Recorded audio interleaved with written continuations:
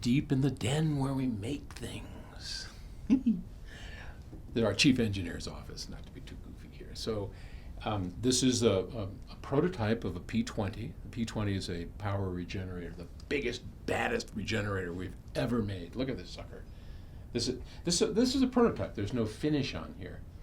And these are the things that the engineers work on to get it right, to do all the stuff that needs to be done.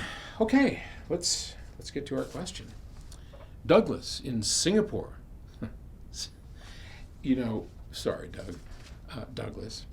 Singapore is one of my favorite places. I remember being treated so nicely there. Such bright, lovely people. I love it.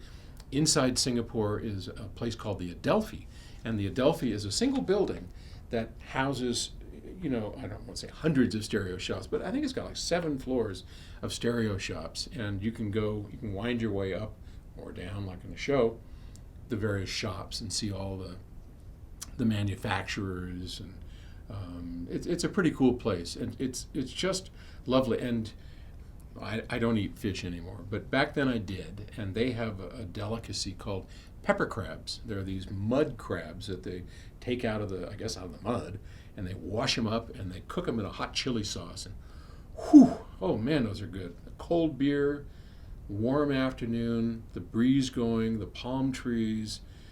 You're sitting outside and eating pepper crabs. They are as messy as they could possibly be. They put bibs on you. Anyway, I love Singapore. Douglas, who no doubt has probably tried pepper crabs, I've been seeing some of these Shun Mook Mpingo magic rocks or something. Some people seem to swear by them, others at them. Yeah, I get it.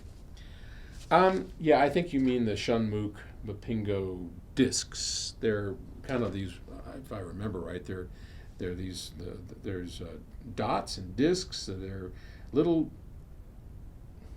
I don't want to call them adjustment tweaks. It's probably a better word, that are supposed to take harsh vibrations, as I understand it, out of the air by sympathetically vibrating with them, and therefore the energy of what you don't want to hear is absorbed by the disc, and so it reduces it in sound. So kind of sort of makes sense, and there are hundreds and hundreds of tweaks, and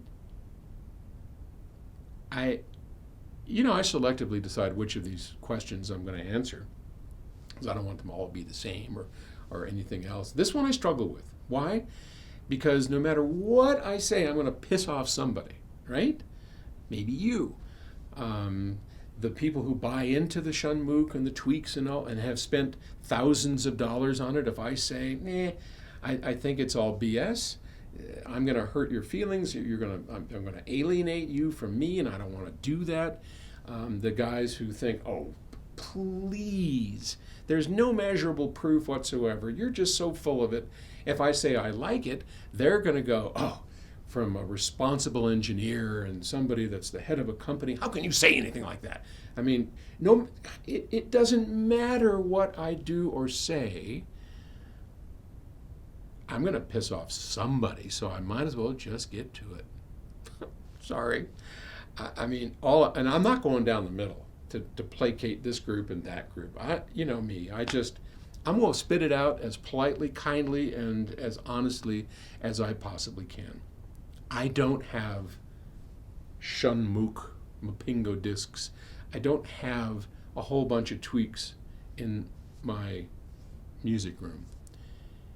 Have I ever heard them work? Absolutely. Have I heard great systems littered with them? You bet. But,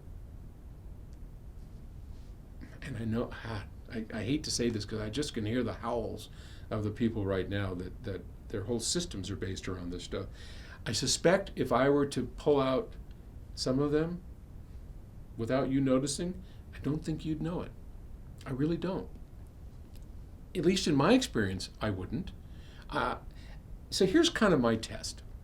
When I put something in Look, I want to believe, I want to improve my stereo system as best I can, like anybody else, right? So I put them in, and typically, well, not always, but typically I'll hear a difference, and I'll move it around. Yeah, for sure. Take it on. Yep. Take it off. Yep. Yep. Yep. Okay.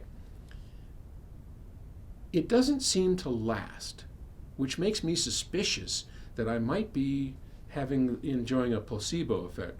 Nothing wrong with placebo effects. I mean, if I take a pill of glycerin or sugar every day thinking that it is a miracle cure, and by the power of suggestion within me, I cure something, then that placebo is very powerful. It may not be medically accurate. I mean, this is proven. We know that certain attitudes and beliefs in people can overcome all kinds of things, all kinds of physical maladies. I'm not saying we're going to cure cancer with this, but you can get over all kinds of things if you believe that you can. So the power of positive thinking or suggestion can be very powerful, and placebos work and can work. So I'm not dissing these things, but as an engineer, as a person who is responsible to quite a few people, the thousands of people who depend on us for accurate advice about how to make their systems work and sound good, I have to say I cannot consistently recommend any of these things. So here's my test. If I can make an improvement or a change in the stereo system that I can consistently come back and know whether it's in or out, that's a valid proposition for me. Take this, the P20. I know this is not going to be a shameless plug for the P20, but the P20 is the biggest regenerator we've ever made, and I waited for the longest time, and finally it got into the music room. And I came back from a week-long trip, and I sat down, and I knew it was in there. I listened to it, and I thought, oh my God, this is amazing. Now, how did I know that? I know my system very, very well. I mean, I've listened to it for years. I know every nuance of that system. And when any big change happens, I can tell, just walking in the room on a track that I know, I can tell if that system has changed. Now, of course, I had it removed, I had it put in, I did it over time, but consistently, I can tell whether this P20 is powering the two BHK 300s or a P10. And the difference is not subtle.